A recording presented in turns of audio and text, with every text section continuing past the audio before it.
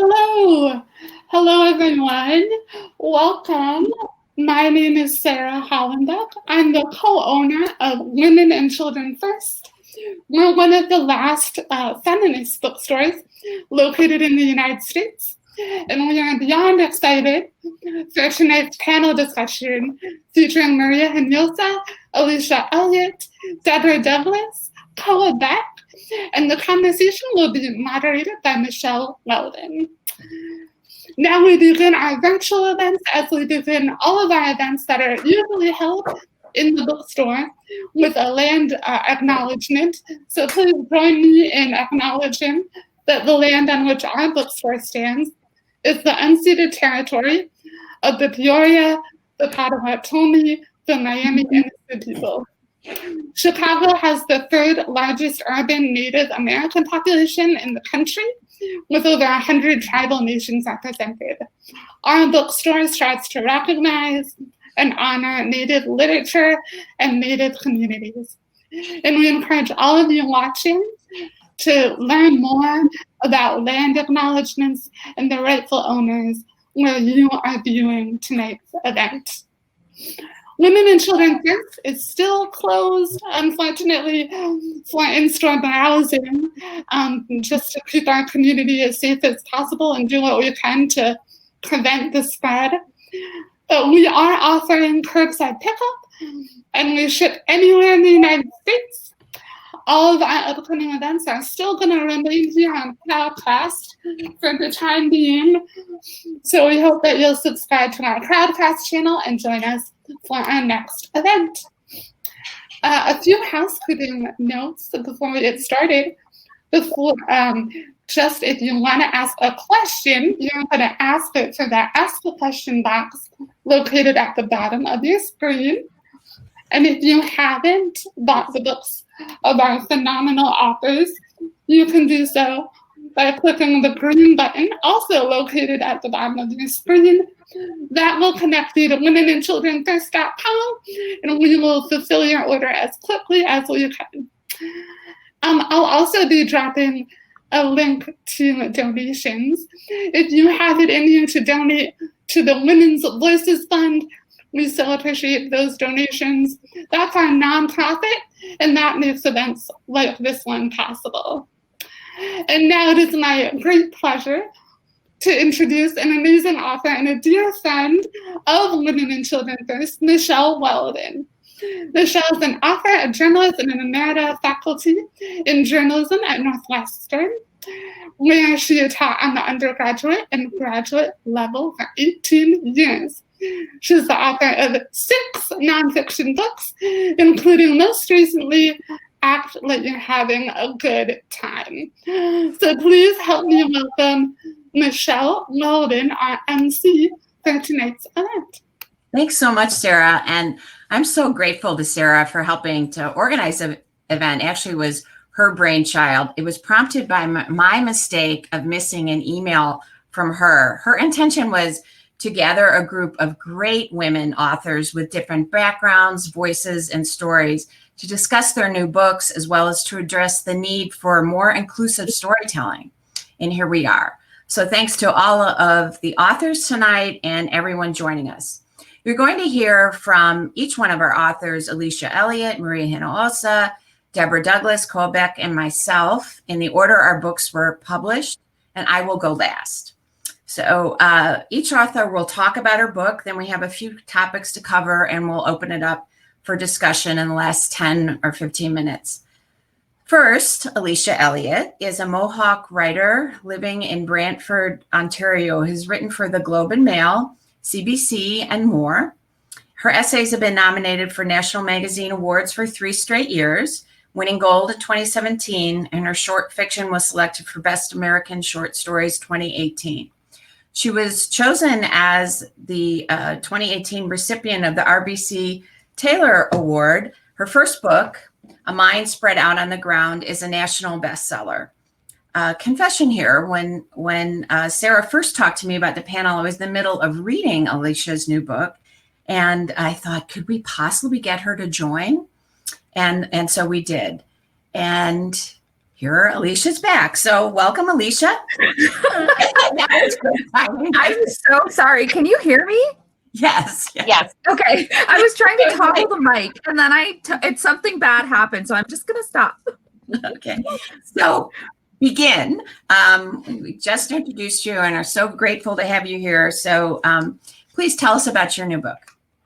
Yes, of course. So I actually only have I wanted to have a little visual presentation, but this is actually the Canadian version. I don't actually have the US cover, which is blue and it's teal with yellow leaves, and it's really pretty. So, but anyways, yes, okay. There it is. Yes, so it's just basically it's a collection of essays that I wrote almost as kind of a way for me to almost interrogate these really interior parts of not only my life but the world around me, because I find that in general these kinds of larger conversations that we have about lots of abstract topics such as colonialism, such as racism, such as sexism, and all of these different things, when the more that we talk about them in the abstract, the more difficult it is for us to kind of be on the same page. And so I kind of wanted to take these kind of abstract ideas and connect not only my personal history, but also the history of the lands that I walk on, the lands that my, my people have lived on, that my other ancestors have tried to conquer. And so, trying to bring all of this into kind of what this means as for me as a person today, kind of bringing in, I guess, ideas of Indigenous philosophy around 7 generations. What you do will impact 7 generations into the future, and what you are experiencing is the result of decisions that were made 7 generations in the past. So I was trying to kind of take that and use that towards essays to kind of tease out threads not only in my own life, but in the wider culture that we live in. So, yeah. Great. Thank you for that. Many of you are familiar with the work of Maria Hinojosa. She's an award-winning multimedia journalist for 3 decades, including reporting for PBS, CBS, WGBH, WNMB, CNN, and NPR. In addition to growing up here in Chicago, Maria's Chicago roots also include teaching at DePaul University. In 2010, she created Futuro Media, an independent nonprofit newsroom based in Harlem, New York City, with a mission to create multimedia content from a person of color perspective. As anchor and executive producer of the Peabody Award-winning show Latino USA, distributed by PRX, and co-host of Futuro Media's award-winning political podcast, In the Thick, Maria has informed millions about the changing cultural and political landscape in America and abroad. We also have 2 amazing women in common. I see you dedicated your book to Cece. I had the honor of working with Cecilia Vaisman at Medill at Northwestern, and I know how hugely important she was to you. There she is. Yeah, they're beautiful, beautiful soul. We also have another good friend in common, Michele Herrera Mulligan, whom I had the pleasure of working with at the Op-Ed Project. I see in your acknowledgments of your latest book, Once I Was You, a memoir of love and hate in America. As your editor, you call her a book goddess. So welcome, Maria. Hey, everybody. It's great to be here with all of these extraordinary authors and with you. Thank you so much. And I'm so glad that we can support the work of Women and Children First. Yay for feminist bookstores. We appreciate that. And thank you for the land acknowledgement. So I'm a journalist, which means that I am used to kind of short deadlines. Writing a book is a real, it's a big thing. And it wasn't like I was looking to write a book. I had written 2 before. There's a lot of pressure to sell. And when books don't sell extraordinarily, there's, it's a market. I wasn't sure I wanted to kind of dip my toe back there. But in 2016, when Donald Trump was running for president, actually another Chicagoan, Steve Cortez, who's a Donald Trump supporter, used the term illegals to refer to human beings. He was saying, those illegals, the illegal aliens or illegal immigrants. And I just said, there's no such thing as an illegal human being. Illegal is not a noun. And I didn't learn that from a radical Latino studies professor when Cecilia and I were studying here at Barnard College. I learned it from Elie Wiesel, who survived the Holocaust, who said the first thing the Nazis did was to declare the Jews to be an illegal people. And once you declare a people to be illegal, all bets are off. Dehumanization is right in front of us. So I was like, okay, well, I'll write a little book, because I had that moment on MSNBC and it went viral. And I was like, oh, I'll write a little pocket book. Like the kind that, remember when we were in airports all the time and you'd be like, we are all feminists, I'll pick that one up. Yeah. I was like, I'll write a little book. And then, I had to get an agent because mine had retired, and I had to, write up a proposal. And then Michele really wanted this project. She wanted to work with me. And that's when Michele actually said, yeah, no, we don't want a little book from you. We want a big book. And I was like, what do you mean? What do you mean a big book? Like, I don't want to write a book anyway. She's like, a big book. It's like a thinking book. And I was like, I'm going to have to write a thinking book? What?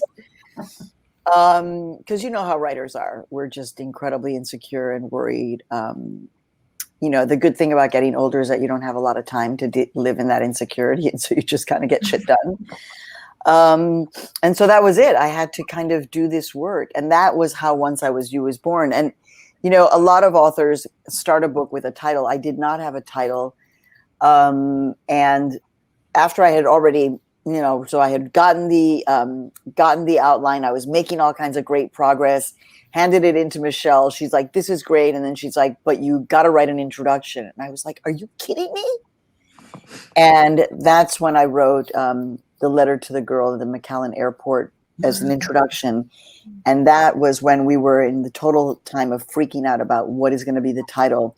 Somebody came from the outside, read that introductory chapter and said, Once I Was You. And I won't reveal any more because that's really what the book is all about. But I'm really thrilled to be here with all of you. Oh, thanks, Maria. We're so glad you're here. Deborah Douglas is the Eugene S. Pulliam Distinguished Visiting Professor of Journalism at DePauw University and is a senior leader with the Op-Ed Project, leading fellowships and programs that include the University of Texas at Austin, Dartmouth, Columbia University, Urgent Action Fund in South Africa and Kenya, and Youth Narrating Our World. While teaching at her alma mater, Northwestern University's Medill School, she created a graduate investigative journalism capstone on the Civil Rights Act of 1964 and taught best practices in Karachi, Pakistan. The founding managing editor of MLK 50 Justice Through Journalism, Deb is author of The Civil Rights Trail, A Traveler's Guide to the People, Places, and Events That Made the Movement. Full disclosure, Deb is one of my closest friends. I'm thrilled to be talking with her today on the launch of her first book. Deb? Thank you so much for that, Michele. So you might be asking, why release a travel book now when we can't go anywhere? Well, I didn't know that this was going to be happening, first of all. The thing about travel is that you travel in your mind before you even travel like in real life, right? You get prepared to travel. You read about it. You imagine, where you're going to go, what your experiences will be like, who will be with you. And so, I fully invite people to join the imaginary journey as we count down to getting our vaccines when we can go on the journey for real. The Civil Rights Trail, why now? It is, the Civil Rights Trail was actually made official by a group of Southern travel bureaus or tourism bureaus, including people who used to work for the Department of Interior. They made the official trail in 2018. So the Civil Rights Trail is actually a relatively new phenomenon. And this is the first ever book to follow that official trail. And so this book covers key cities and states that were instrumental in the civil rights story. Just like 13 to 16 places that I went. I lose count. I was just every place over the past year. Of course, DC is there because everything ends up in DC. Birmingham, Montgomery, all the images you can think of from the civil rights movement, that is in this book. And that's why we're telling this story right now. Thanks, Deb. Koa Beck is the former editor-in-chief of Jezebel. She was the executive editor at Vogue and co-host of the Me Too memos on WNYC's The Takeaway. Her writing has appeared in The Atlantic, New Yorker Observer, The Guardian, and Esquire, among many others. In 2019, she was awarded a prestigious fellowship at Harvard Kennedy School. She's been interviewed by the BBC and has appeared on many panels about gender and identity at Harvard, the Metropolitan Museum of Art, the Brooklyn Historical Society, and Columbia Journalism School, and more. Her new book, White Feminism, From the Suffragettes to Influencers and Who They Left Behind, deeply examines this ideology and its promises, so the reader can see white feminism's limitations and imagine well beyond it when envisioning what a unified movement for gender rights can look like. I loved your book, Koa, and we also have Michele Herrera-Mulligan in common, and I see your tribute to her in your book. I'm so grateful for your research and your insights, and this is one of the many lines that stood out for me in your book. Quote, "We need a movement that addresses the reality of women's lives rather than the aspiration of what they hope to be." Koa? Well, thank you so much for that introduction, and for Women and Children First for hosting this, and all these other wonderful authors for being here. It's really so nice to see all of you, especially in quarantine. My book, White Feminism, I decided very early on that I wanted to write a book essentially defining what the white feminist ideology is and explore how it was founded in this country, and also how those founding principles that pull considerably from colonialism, imperialism, racism, capitalism, and a few key pieces from white supremacy as well. Not only how they came together in a very formative ideology for women's rights in this country, but also how those same exact values play out now. You know, when we talk about like Women's March and the wage gap and Me Too and like all these movements that I've covered in my career. And I'll say also, I think that I really, for the longest time in my own career, I mean, I've worked in mainstream media or mainstream women's media specifically for 10 years. And I've always been aware of white feminism. I mean, I've come up against it a lot, both, you know, one-to-one with women I've worked with, but also just like structurally, you know, in organizations that pride themselves on being very feminist or very interested in the rights of marginalized genders. And I really just took it for granted. I thought of it just as like a, you know, professional skill set that I just had to like assemble in real time, like identifying that ideology and then being very conscious of when conversations would start to shift in white feminist directions. But I really, when I was at Jezebel, I started speaking a lot more. And every time I did a speaking engagement, there was always some young person in the audience who would get up and directly ask me about white feminism, specifically in terms of how to navigate it with, you know, friends or like colleagues or even like people in their own families. And so I really started to get a sense of just the urgency of writing down what I knew. But also one of the things I always wanted to convey to these people is that it's not just you, and this, you know, incredibly horrible moment where, you know, you're confronting a white feminist ideology. There's a whole historical backdrop for what is happening in real time with you. And there's a deep history that runs through so many women and non-binary movements in this country.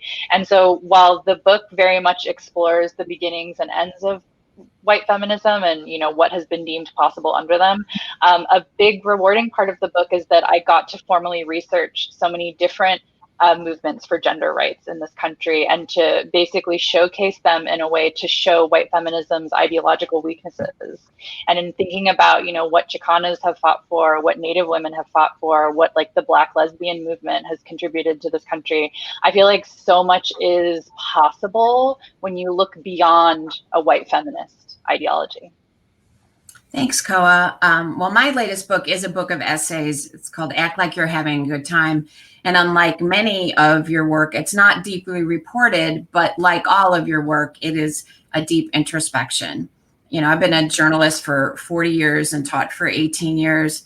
And this is my 6th book. My first book is what I am really most proud of, because it's when I started to tell the truth out loud. In 1999, I published a memoir called I Closed My Eyes, about being married to a man who seemed perfect, but who was violent, and what that abuse did to me and to my family. I worked really hard to be honest and to erase the myth that domestic violence happens to other women. So it's why so much of the work that each one of you do resonates with me about the urgency of truth. I've also written a book about writing and an academic book that 100 people read, plus a second memoir about raising 3 sons alone with sole custody and sole support since they were 6, 4, and 1. That was called Escape Points.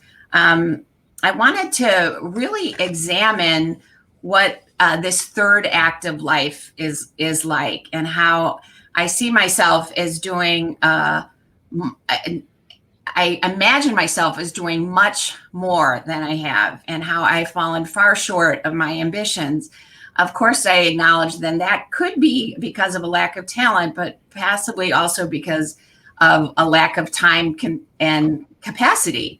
So I am the oldest woman here tonight at 62, and I write about invisibility and privilege that I hope the privilege I use to examine purpose, not to offer any excuse. I also write about growing up as the youngest of 6 in 7 years as white, middle class, and completely immune to any problems, and how that blindness is not a pass to be a bystander, but a requirement to do more. And the title of the book, Act Like You're Having a Good Time, comes from what my father used to say to the 6 of us if we ever complained, refused to do anything.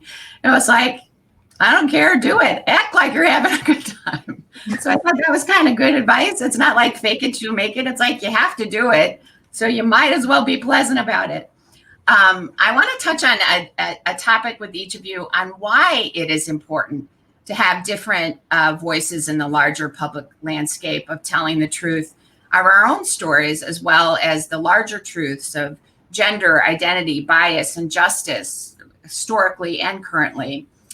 Can we start with you, Deb? I also want to applaud you on your book. It's filled with so many great stories in those 13 cities. I counted there 13 from Charleston to DC.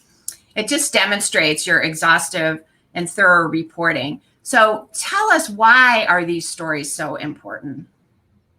Well, first of all, when have you ever gone to a city and looked at a map or some sort of travel guide and been pointed to a Black neighborhood, right? Or a place where Black people live and thrive. So the idea that our neighborhoods, which are often regarded as danger zones, are actually places, are treasures to be contextualized and regarded, and whose stories need to be told, is something that doesn't often happen. So it was important to me to recontextualize Black communities all over the country. This also it's a travel book, but then it turned into a deep history book. I think I got on my editor's nerves because I'm like, no, I'm in fact checking mode.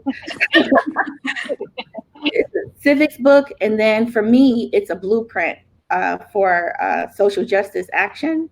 So if you need to get grounded, a la Frantz Fanon, to know what you're talking about and doing before you actually do it, this book is just a travel book, but it has so much of the history in it. You can get a really good understanding of what you're fighting for now, not then, but now. Thanks, Deb.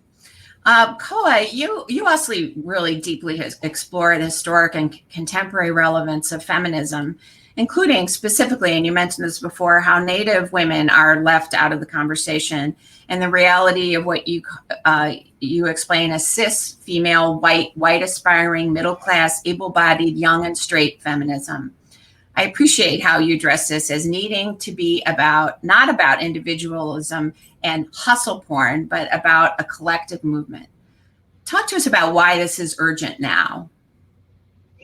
Well, for a number of reasons. I feel like, especially in the last decade that I've been working and reporting on women and non-binary people's lives, and also the parameters under which they live, the mainstream feminist sort of like cure-all for whatever your circumstances are as a marginalized gender in this country have been to get a white-collar job and work yourself to the absolute bone. And that has been exported, from everything from lean in through feminist co-working spaces to all these like empowerment conferences that I've had to cover in my career. And there's no real addressing of any of the systemic barriers that are in a statement like that. And also the fact that I think a lot of that narrative about, finding your feminism through a white collar leadership position, it really erases for the, most part of this country. And now most women and non-binary people are seeking a basic standard of living. They're not seeking this like deeply aspirational, like pink office where, everything on your desk matches and like your email is all clear and you're like holding a smartphone and reading like a salad with like figs in it and like your children are cared for on the other side of the house. Like most, if we're talking about like most feminist movements in this country that have addressed the needs of most people, they want affordable housing, they need to be food secure, they need healthcare, mainstream feminism for, if you're working within rhetoric of like waves, which is, contested rhetoric, but I'll use it here, has collapsed a lot of that, into this idea of working, especially in my lifetime.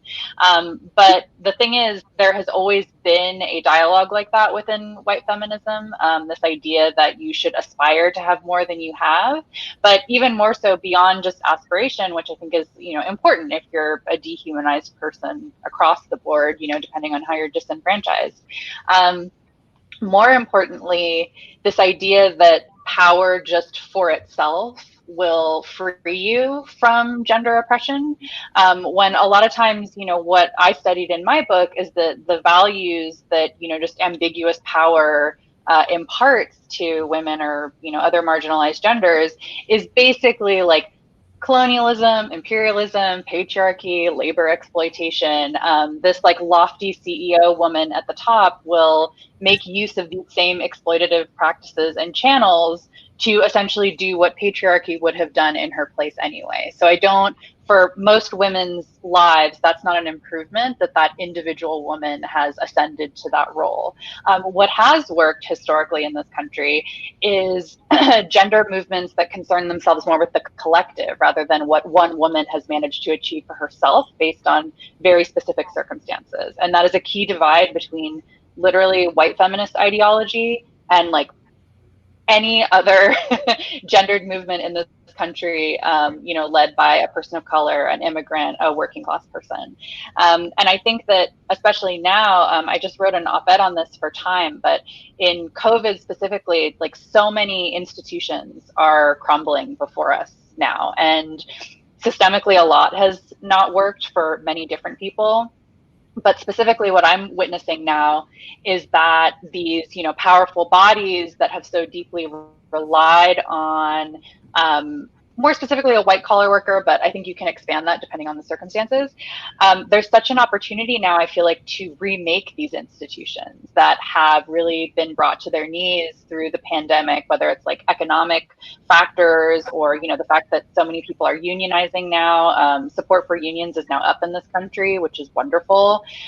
So I think that when we're coming off of, say, a lot of the intense mantras of like working your way through white collar means through gender empowerment, I think now within COVID, that's not true when you're, at least I am reading, all these like trend pieces that keep coming out about like middle class women who are working at home and they're also being tasked with, all of effectively homeschooling, doing the dishes, laundry, feeding everybody. And then on top of everything else, they have these, duties outside the home that they have to do, in their bathrooms or their closets or wherever they can get away from childcare.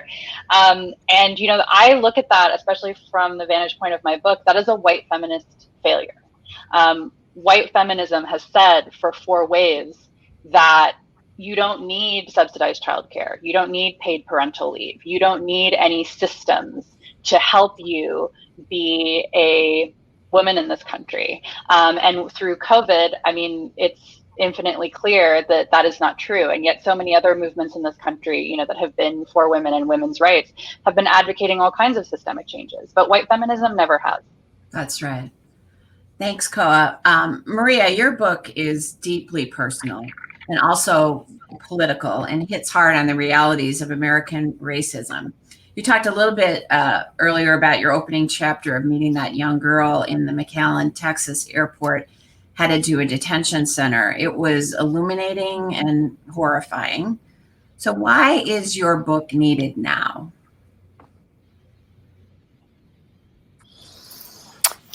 Well, I don't know.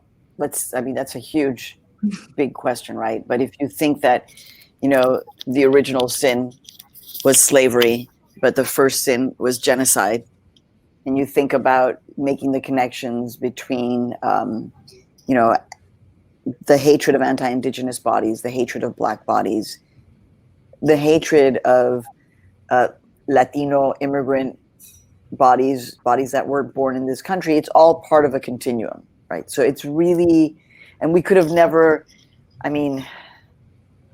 sadly, of course we could have expected that the murder of George Floyd would occur in this way, but 2020 has allowed many of us to, again, begin to see very clearly these connections. And so I guess, certainly when we started working on this book, I had no idea the level of horror that Donald Trump could take us to in terms of the specificity of anti-immigrant hatred.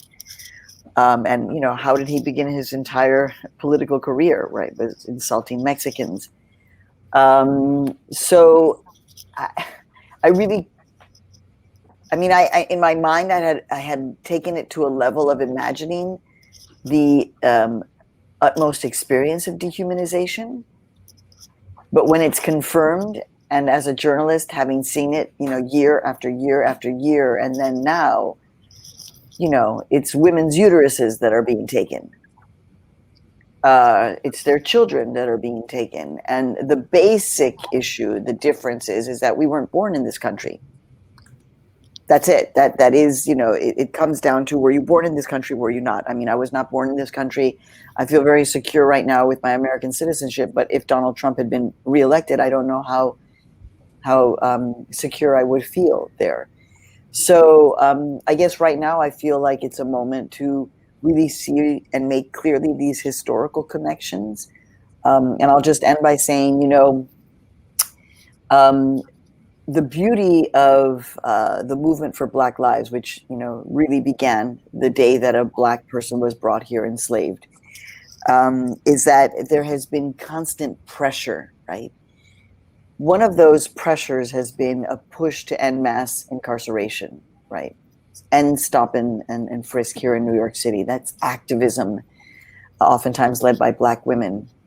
The thing is that when you have private prison involved and a private prison industry involved, so they're going to be looking for bodies to put behind bars. And if they're, in response to the activism, yes, finally, there's a movement to de-accelerate mass incarceration, but there is an acceleration of immigrant bodies being detained. And so that's where, I'm really hoping that we can make all these connections. And of course, being raised on the south side of Chicago, it kind of course, it all starts and ends there. That's right. Thank you. Alicia, the underrepresentation of Indigenous authors and all voices is historic and deep. And your book so well uncovers so many urgent realities about your community as well as yourself. Writing about life growing up in a family of 7, witnessing as well as attending to mental health issues, having a child as a teen, and your experience as a Native woman are all so deeply profound. And this passage of you writing about, you were talking about witnessing photographs, I think also applies to stories. So I want to quote that here. You write, quote, "Are our experiences made more real when they're witnessed? The easy answer is no, of course not. An event is real regardless of whether it's witnessed by anyone else. But the other more complicated answer is yes. Others witnessing an event makes it more real. People seeing something happen both validates it or corroborates it. Why is it critical now, especially, to witness these stories?" Well, I want to just also make sure I always feel like this pressure as the Indigenous person or the person from my community of Six Nations to be representative. But I do also always want to make sure that I'm clear that this is just my opinion. This is just coming from my perspective, because one thing that I have noticed, and this I feel like it's like this with immigrants, with Black people as well, that there's this tendency to, particularly with Indigenous nations, flatten us all. So we're all just pan-Indigenous. So we're all Native. We all have the same opinions. We all, are, just, I don't know. We're all just one thing, and that thing is definitely not, something that is humanized, is not something that is considered, we're not considered as people with distinct histories, with distinct cultures, with distinct languages that hold our culture inside of them. And so, when I want to talk about the importance of stories like this is, the thing that I found when I was doing a lot of research, because a lot of my essays, I just did so much research, trying to just kind of follow the threads and figure out what I wanted to connect. And I found that, for example, there's the essay you're quoting from is an essay on photography, and the whole idea of the ways that people see someone is controlled by a photograph. And so, especially with Indigenous communities, I kind of talk about Edward Curtis and the way that he kind of was the historical person who was like, I'm going to, be the person who documents Indigenous peoples, and they're a dying race. And there's been this continuous kind of idea that Indigenous people are a dying race, or we're all going to die out. And the fact remains that we are still here. The fact remains that we have been mischaracterized. We've been made into stereotypes. We've been, we're cigar store Indians. We're supposed to always be wearing regalia. We're not, we don't count as real Indigenous people if we don't have an Indigenous name, if we don't know our Indigenous languages. There's all of these ways that, these countries have tried to stamp out Indigenous people, Indigenous culture, and in a way rewrite the history of the lands that they've been on. And this goes all the way back to the doctrine of discovery, which, the Pope, the Catholic Pope made, which is what paved the way for slavery, which is what paved the way for the genocide that took out Indigenous nations and, made it so that all the way, like this made it so that, basically all of our people, our populations were decimated.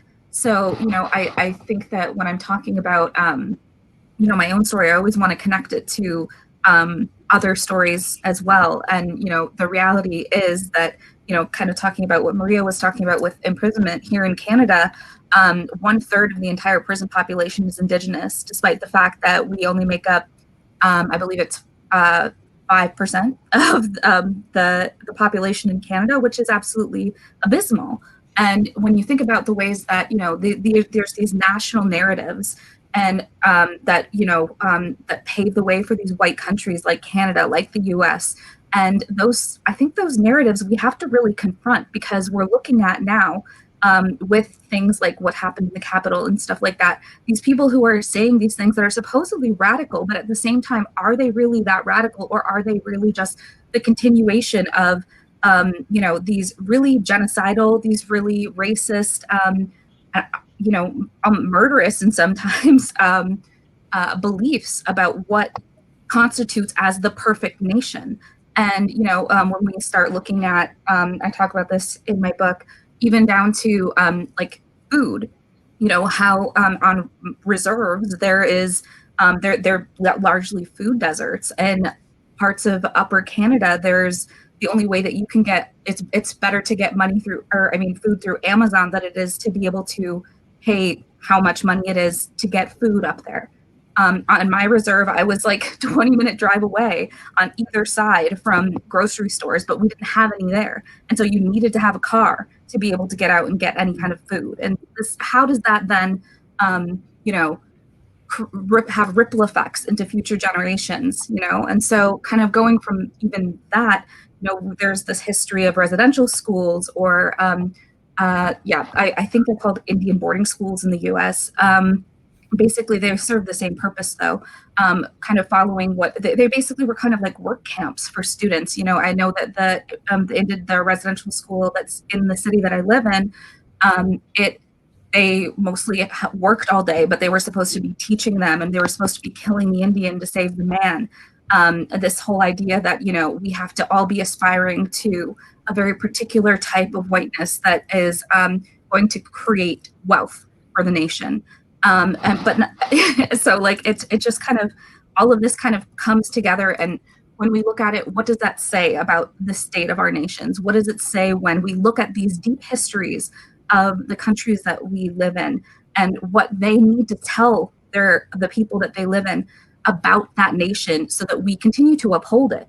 You know, and in fact, then what does it mean to be part of a nation that is hell-bent essentially on decimating indigenous land, on making sure that we don't have any control over our lands, that we always make way for mining, piping, all of these different things that will not only kill us, but will kill our ancestors, or like our descendants in the future. You know what I mean? So these are the kinds of things where, you know, we have to start thinking about these questions in a more full way, which is why, you know, I referenced kind of the idea of 7 generations. If we were to think about how the actions that we're doing are going to impact our descendants 7 generations into the future, would we be making these same decisions? I don't think so. So yeah, okay. I think I've talked so much. So. No, it's great. It's great. Thank you so much for that.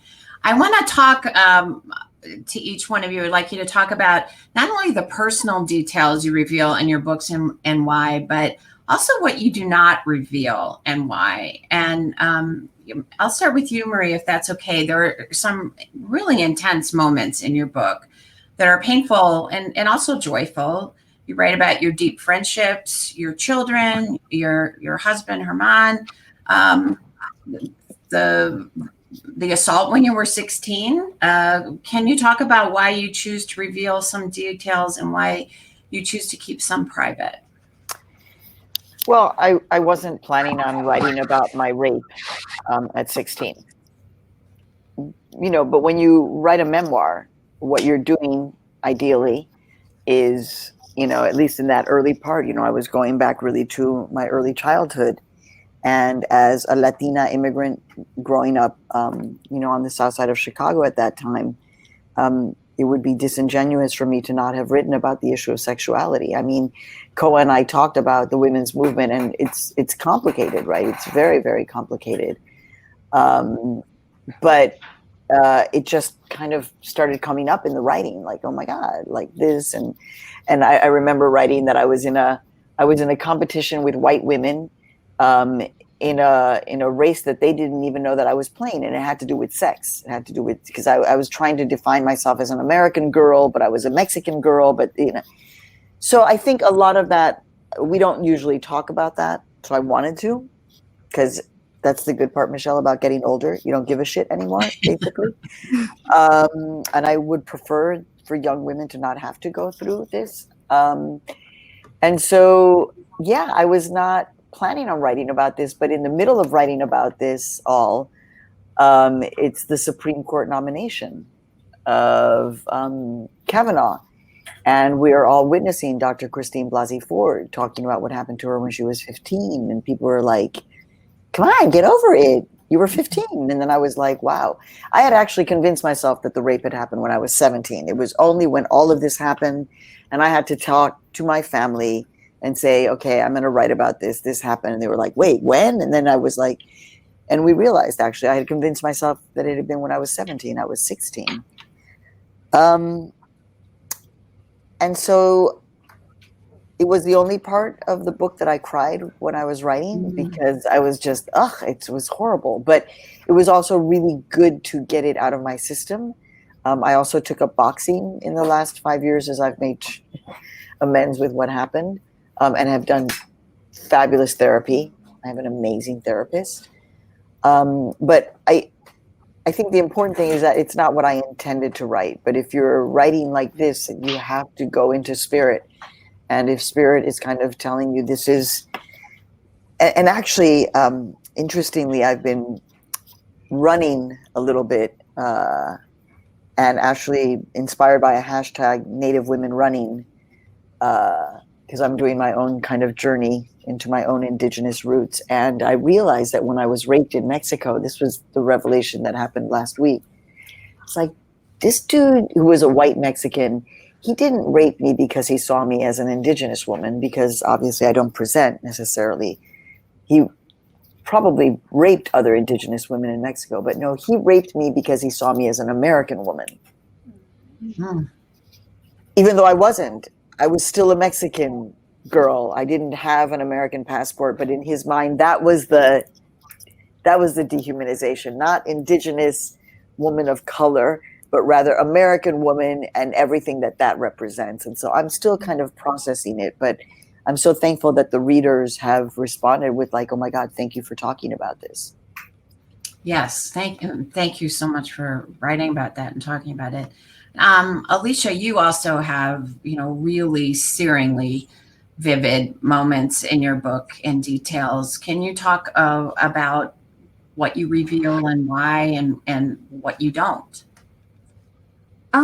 Yeah, I'll talk about first, just really quickly, because I also think it's important talking about like when we reveal it, because in my essay collection, initially my Canadian editor had suggested that for my first essay in the collection, I had an essay called Half Breed, and in that I talk about, the first line is talking about my dad, who's visibly indigenous, having an alcohol problem. And I was just like, I can't have that as the first thing in my book. I just can't, because I was very aware that people were going to come into my book assuming drunken Indians. And I was like, that's not going to be the first thing that's going to happen. Yes, this is an essay that I wrote, but I'm going to put that second. And the first essay I'm going to have is A Mind Spread on the Ground, which complicates these ideas of what depression is, especially in people that have experienced colonization and all of the dehumanization that comes along with that. I wanted people to, be able to come to that essay second intentionally, so that people would ideally humanize my father more. And this is where, I do have an essay that talks about my sexual assault. And actually, the funny thing about that is that it's an essay that's all about how I don't want to talk about my sexual assault, basically, which is, kind of coming from this idea that women have to reveal everything so that they can, have the, so, like, it's as if that people think that this is something that we owe people, and I feel like, for me anyways, especially as someone who hadn't really worked through all of these things, it had upset me, because the reason I wrote that essay was actually for a collection where someone just assumed that I'd been sexually assaulted and was like, do you want to contribute an essay to this collection? And I was just like, I never disclosed to you that I was sexually assaulted. You're just assuming. And, the whole idea too, that, even when we talk about things like women having to come forward in actual trials, and how they are the ones who are expected to tell every single detail. They are the ones who are expected to be cross-examined ruthlessly, have their entire histories picked over. But the man, because of the way that the trial works, doesn't have to actually testify at all. And so just thinking about that, and the ways that what we expect of people as victims, what we expect of them, how we're supposed to tell these horrific stories without any regard really for how that impacts us. As having to constantly bring that back up and everything like that, you know what I mean? And then the last essay actually in the book was the last essay I wrote. It's called Extraction Mentalities, and it was about my father. And I knew that was going to be a difficult essay to write, because he was very abusive to my mother, and in ways very neglectful of myself and my siblings. And, but at the same time, he was capable of so much love. He was the person who took me to all of my basketball games. He was the person who tried to talk me through really difficult things that I was going through with friends at certain times. And, trying to, like, I just felt like there was this,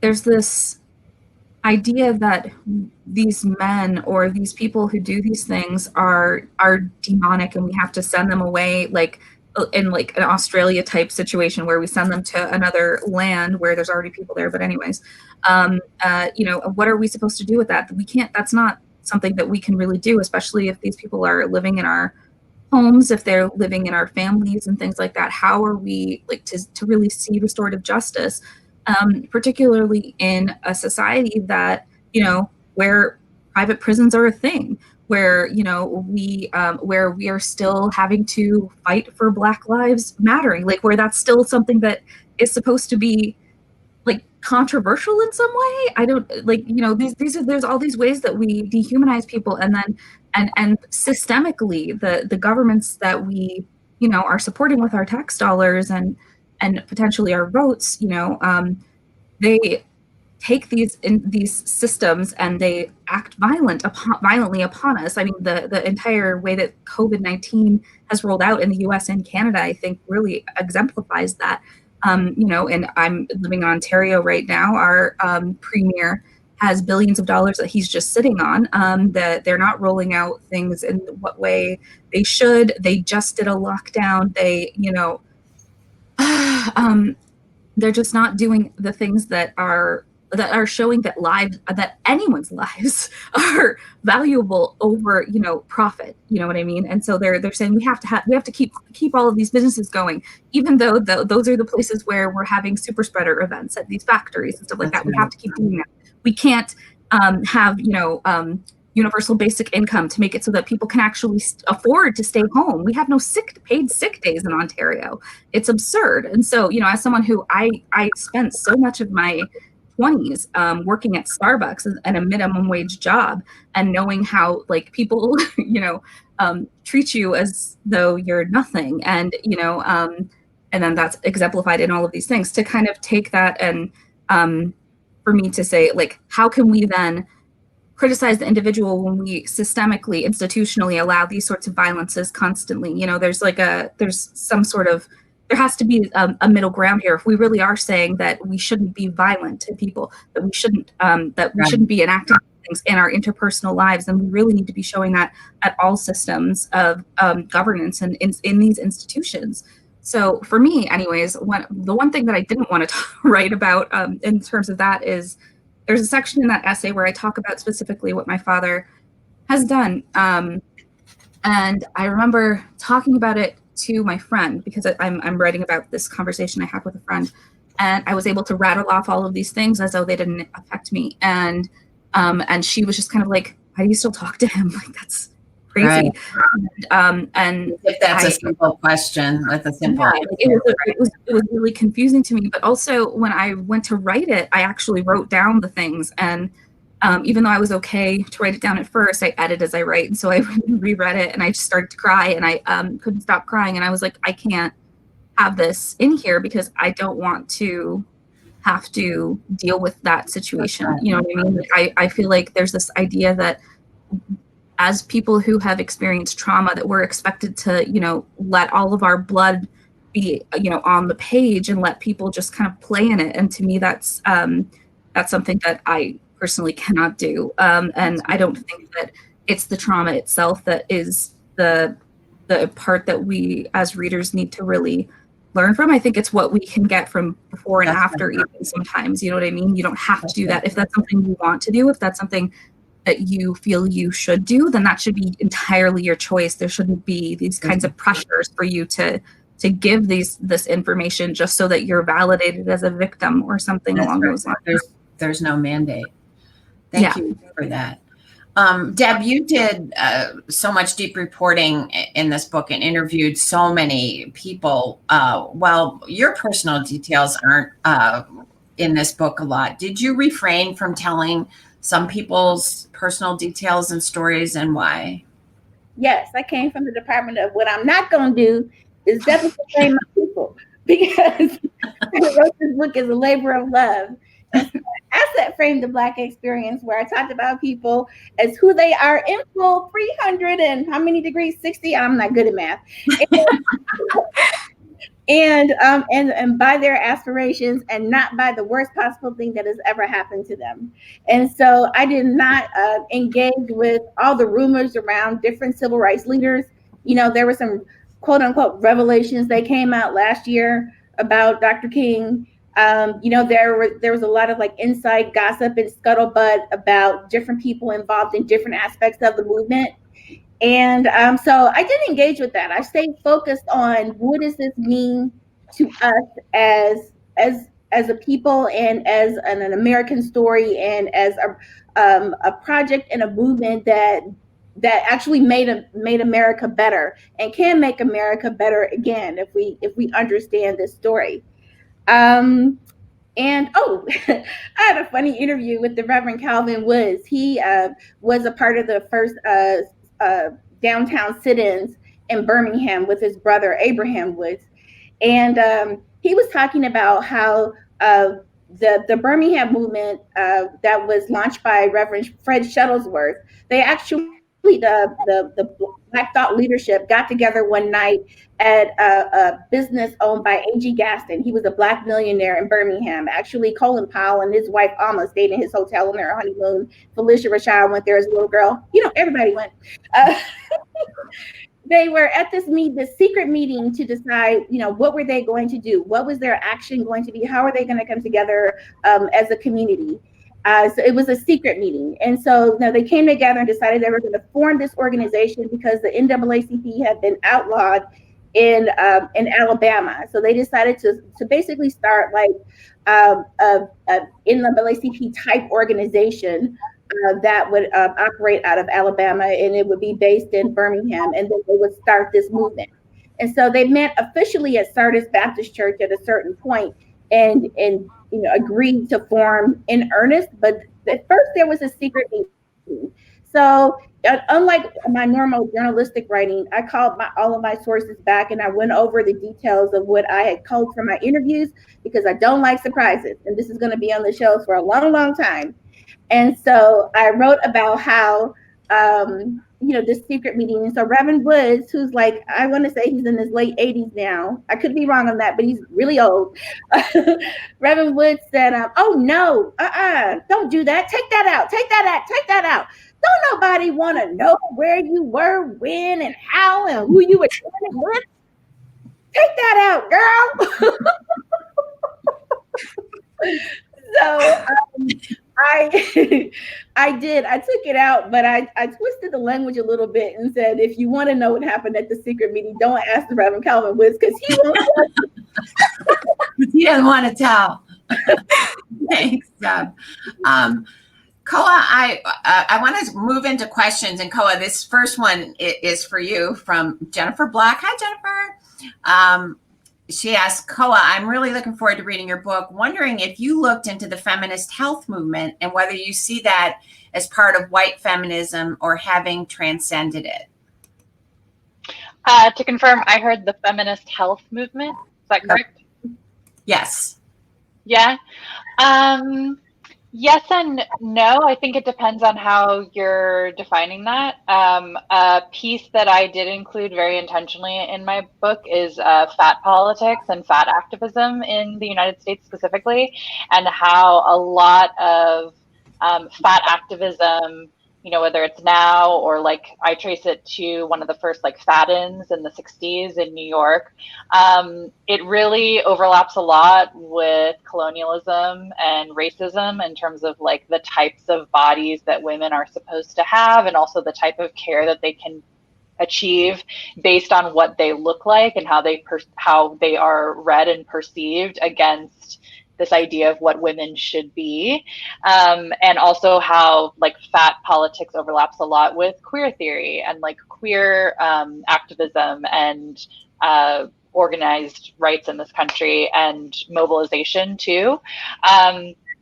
So if you qualify that as the feminist health movement, then that is in there as well. But I think it depends on how you're defining it. Thanks. Well, we're coming up on our hour, and I know Sarah wants to wind us up. But before we do that, I want to thank each one of you.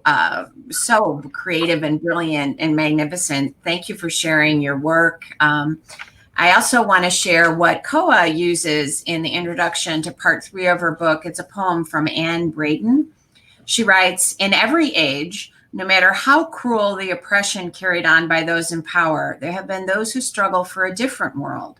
I believe this is the genius of humankind, the thing that makes us half divine, the fact that some human beings can envision a world that has never existed. I think that's really wonderful. And I'm trying to envision. So I want to ask each one of you to offer our friends here tonight about how you're feeling about 2021.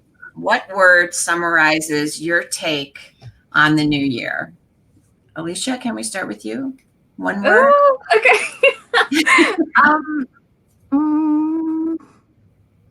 Oh God, one word. It's so hard. It's just one word, but oh my goodness. I think maybe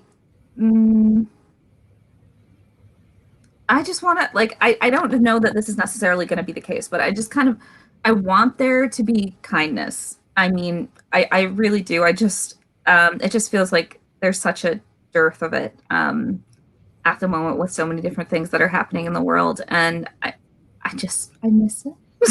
Yeah, right. Maria? Thank you. I couldn't come up with one. I mean, I think it's hopelessly desperate and desperately hopeful. Thank you. I mean, I just feel really ripped. And at the same time, I think about Georgia. That's right. Deb?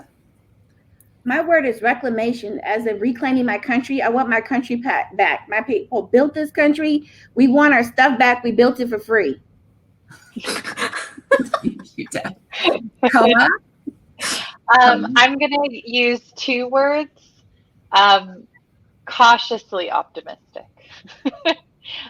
It's been my experience, especially as a journalist in covering movements in this country, that, and I'm speaking generally, but when there are things like the storming of the Capitol, when there are things like a huge spike in, trans women being murdered in this country, it's usually a reaction to those opinions and those ideologies being beaten back.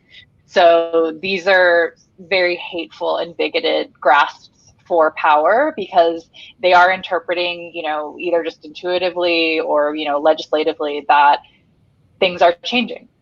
And that there are, different avenues that are actively being put in place by other leaders to not necessarily subscribe to this sort of bigotry. Thank you. And my word is determined.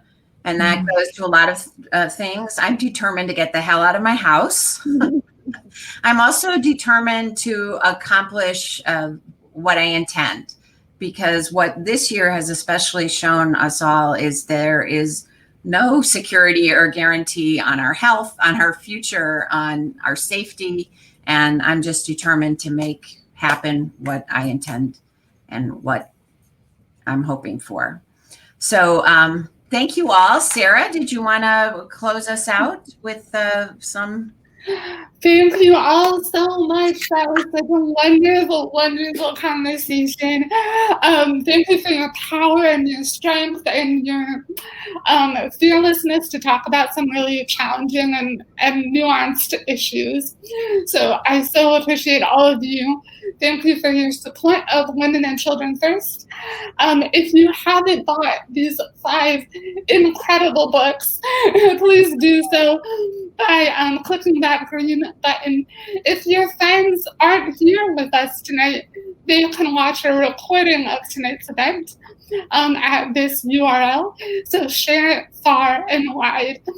Thank you for your helpful words to lead us into 2021. Have a wonderful night. Thank you, thank you, thank you, ladies. Thank you, Sarah. Thanks, everyone. Appreciate you. Bye. Good night. Bye-bye. Good night.